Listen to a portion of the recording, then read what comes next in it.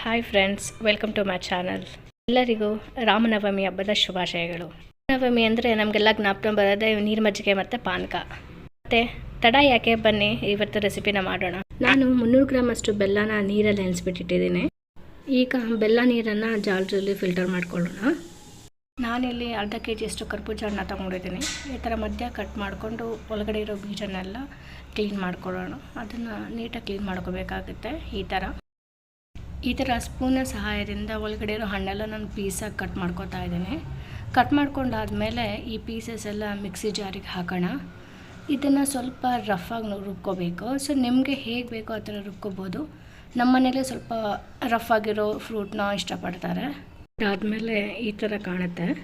ಫ್ರೂಟ್ನ ಈಗ ಪಾನಕ ಜೊತೆ ಈಗ ಈ ಥರ ಮಿಕ್ಸ್ ಮಾಡ್ಕೊಳ್ಳೋಣ ಚೆನ್ನಾಗಿ.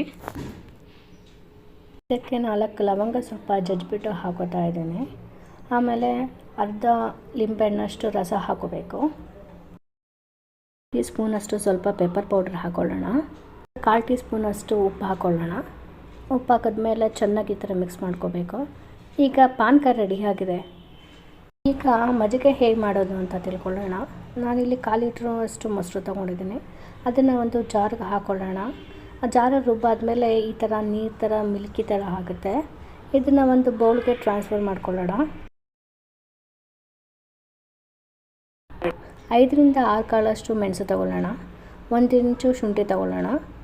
ಆಮೇಲೆ ಸ್ವಲ್ಪ ಜೀರಿಗೆ ಪೌಡ್ರು ಹಾಕಿ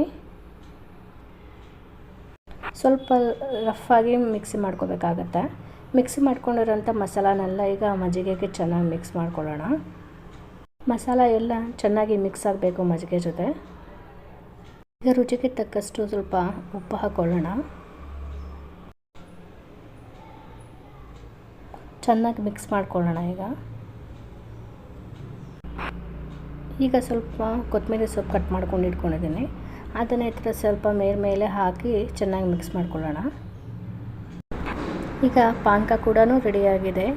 ಸಿಹಿಯಾದ ಬೆಲ್ಲದ ಪಾನಕ ಈ ಬೇಸಿಗೆಗೆ ತುಂಬಾ ಚೆನ್ನಾಗಿರುತ್ತೆ. ಈಗ ಮಜ್ಜಿಗೆ ಕೂಡ ರೆಡಿಯಾಗಿದೆ. ಸೊ ಅದಕ್ಕೆ ಅನಿಸುತ್ತೆ ಬೇಸಿಗೆಗಾಲದಲ್ಲಿ ರಾಮನವಮಿ ಬಂದಿರೋದು. ಎಲ್ಲರೂ ತಂಪಾಗಿರಲಿ ಅಂತ ಮಜ್ಜಿಗೆ ಮತ್ತು ಪಾನಕ ಮಾಡಿ ಕುಡಿಲಿ, ಹಾಗೆ ರಾಮನ ನೆನೆಸ್ಕೊಳ್ಳಿ ಅಂತ. ಜೈ ಶ್ರೀರಾಮ್. ವಿಡಿಯೋ ಇಷ್ಟ ಆದರೆ ಲೈಕ್ ಮಾಡಿ, ಕಮೆಂಟ್ ಮಾಡಿ. Thank you.